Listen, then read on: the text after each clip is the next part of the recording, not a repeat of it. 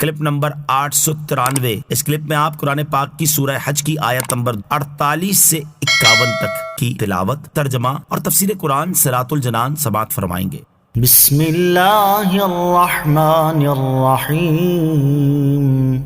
ترجمہ، اللہ کے نام سے شروع جو نہایت مہربان رحمت والا ہے۔ وَكَأَيِّن مِّن قَرْيَةٍ أَمْلَيْتُ لَهَا وَهِيَ ظَالِمَةٌ ثُمَّ أَخَذْتُهَا وَإِلَيَّ الْمَصِيرُ۔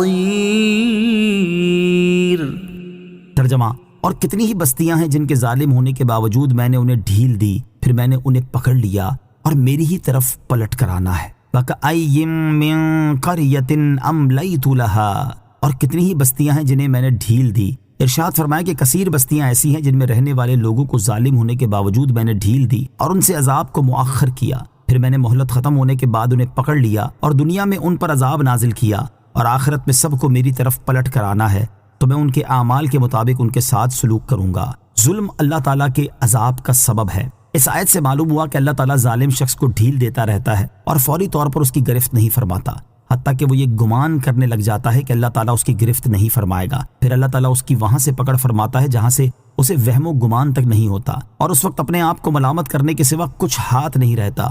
تو ظالم کی نجات اسی میں ہے کہ وہ اپنے اوپر اللہ تعالیٰ کا عذاب نازل ہونے سے پہلے ظلم سے باز آ جائے اور اس کی بارگاہ میں سچی توبہ کر کے جن پر ظلم کیا اور ان کے حقوق کو ضائع کیا ان سے معافی مانگ لے اور ان کے حقوق انہیں ادا کر دے۔ اللہ تعالیٰ عمل کی توفیق عطا فرمائے، آمین۔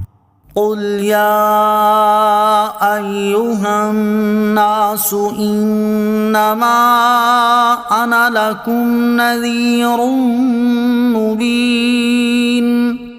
ترجمہ، تم فرما دو اے لوگو میں تو صرف تمہارے لیے کھلم کھلا ڈر سنانے والا ہوں۔ قل یا ایہا الناس، تم فرما دو اے لوگو۔ اس آیت میں اللہ تعالیٰ نے نبی کریم علیہ الصلوۃ سے فرمایا کہ اے پیارے حبیب صلی اللہ تعالیٰ علیہ وسلم، آپ ان کافروں کو اللہ تعالیٰ کی گرفت اور اس کے عذاب سے مسلسل ڈراتے رہیں اور ان کی طرف سے مذاق اڑانے کے طور پر جلدی عذاب نازل کرنے کے مطالبات کی وجہ سے انہیں ڈرانا موقوف نہ فرمائیں، اور ان سے فرما دیں کہ مجھے واضح طور پر اللہ تعالیٰ کے عذاب کا ڈر سنانے کے لیے بھیجا گیا ہے، اور تمہارا مذاق اڑانا مجھے اس سے نہیں روک سکتا۔ مبلغین کے لیے نصیحت، اس میں ان تمام مسلمانوں کے لیے بڑی نصیحت ہے جو اسلام کے احکامات لوگوں تک پہنچانے کی کوششوں میں مصروف ہیں اور نیکی کی دعوت دینے اور برائی سے منع کرنے کے اہم ترین فریضے کو انجام دے رہے ہیں۔ انہیں چاہیے کہ ان کاموں کے دوران دل مضبوط رکھیں اور لوگوں کی طرف سے ہونے والی طعن و تشنیع اور طنز و مذاق کو خاطر میں نہ لائیں، اور اس وجہ سے یہ کام نہ چھوڑ دیں بلکہ اپنے پیش نظر صرف اللہ تعالیٰ کی رضا کو رکھتے ہوئے ان کاموں کو جاری رکھیں، اور ایسے لوگوں کے لیے اللہ تعالیٰ کی بارگاہ میں ہدایت کی دعا کرتے رہیں۔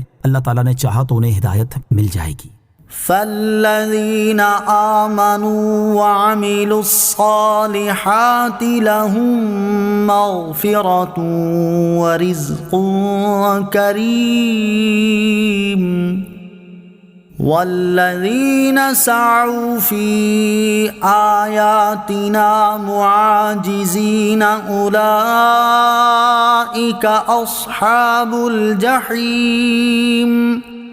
ترجمہ، تو جو لوگ ایمان لائے اور انہوں نے نیک اعمال کیے ان کے لیے بخشش اور عزت کی روزی ہے، اور وہ لوگ جو ہماری آیتوں میں ہار جیت کے ارادے سے کوشش کرتے ہیں وہ جہنمی ہیں۔ فالذین آمنوا، تو جو لوگ ایمان لائے۔ اس آیت اور اس کے بعد والی آیت کا خلاصہ یہ ہے کہ جو لوگ ایمان لائے اور انہوں نے نیک اعمال کیے ان کے لیے گناہوں سے بخشش اور جنت میں عزت کی روزی ہے جو کبھی ختم نہ ہوگی، اور وہ لوگ جو اللہ تعالیٰ کی آیتوں کا رد کرنے اور انہیں جھٹلانے کی کوشش کرتے ہیں کہ کبھی ان آیات کو جادو کہتے ہیں، کبھی شعر اور کبھی پچھلوں کے قصے، اور وہ یہ خیال کرتے ہیں کہ اسلام کے ساتھ ان کا یہ مکر چل جائے گا، وہ جہنمی ہیں۔ اس سے اشارتاً معلوم ہوا کہ جو ضدی عالم جھوٹ کو سچ ثابت کرنے کی کوشش کرے اور سند کے طور پر قرآن مجید کی آیات پیش کرے وہ جہنمی ہے۔ اسی طرح مناظرہ محض اپنی جیت کے لیے کرنا جس میں حق کو ثابت کرنا اور دین کی خدمت مقصود نہ ہو کافروں کا کام ہے، جبکہ اظہار حق کے لیے مناظرہ کرنا انبیاء کرام علیہ الصلوۃ والسلام کی سنت